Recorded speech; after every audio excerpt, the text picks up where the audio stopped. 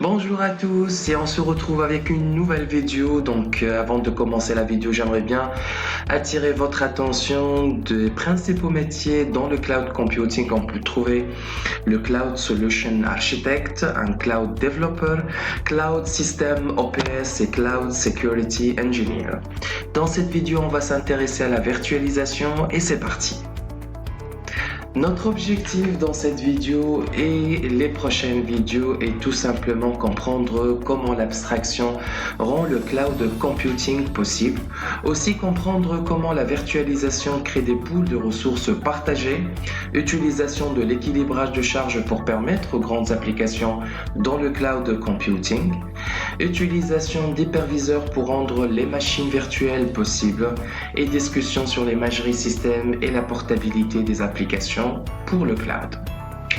Les racines du cloud computing se trouvent en l'évolution de plusieurs technologies, notamment les matériels, virtualisation puce multicœur, Internet, services web, architecture orientée service web 2.0, composition de services en WS Mashup, l'informatique répartie clusters gris, et la gestion des systèmes autonomic computing, data center automation.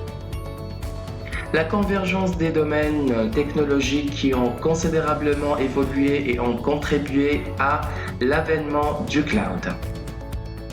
Les services du cloud s'appuient généralement sur des centres de données DC à grande échelle composés de milliers de serveurs. Ces centres de données sont conçus pour servir de nombreux utilisateurs et héberger de nombreuses applications différentes. La virtualisation matérielle peut être considérée comme un moyen idéal de résoudre la plupart des problèmes opérationnels liés à la construction et à la maintenance de centres de données. Lorsqu'on utilise le cloud computing, on accède à des ressources en pool à l'aide d'une technique appelée virtualisation. La virtualisation attribue un nom logique à une ressource physique, puis fournit un pointeur sur cette ressource physique lorsqu'une demande est faite.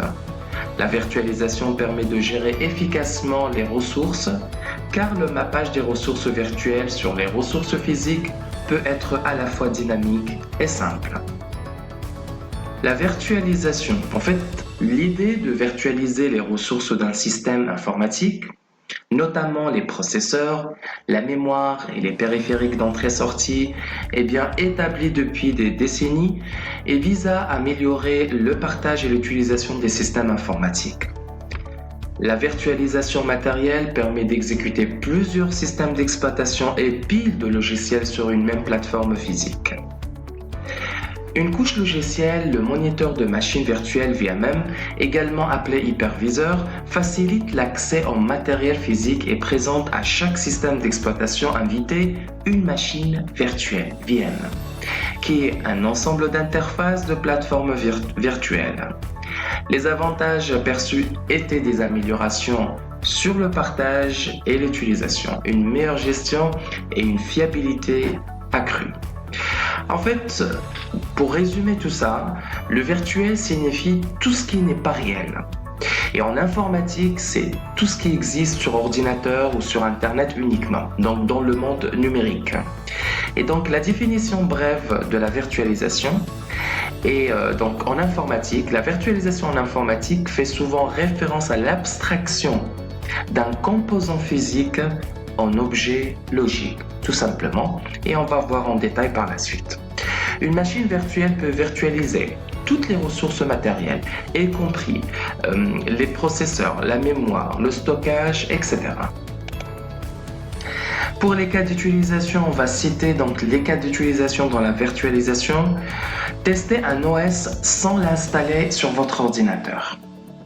Mutualiser des serveurs physiques et faire des économies, s'assurer de la compatibilité d'une application avec différents OS, utiliser des applications dans un environnement particulier, utiliser les fonctionnalités spécifiques d'un OS, simuler une deuxième machine et faire des tests de communication simples, créer un petit réseau de plusieurs machines, simuler des environnements multi-OS, partager un serveur physique en plusieurs serveurs virtuels, rendre une architecture hautement disponible, en améliorant sensiblement sa tolérance aux pannes.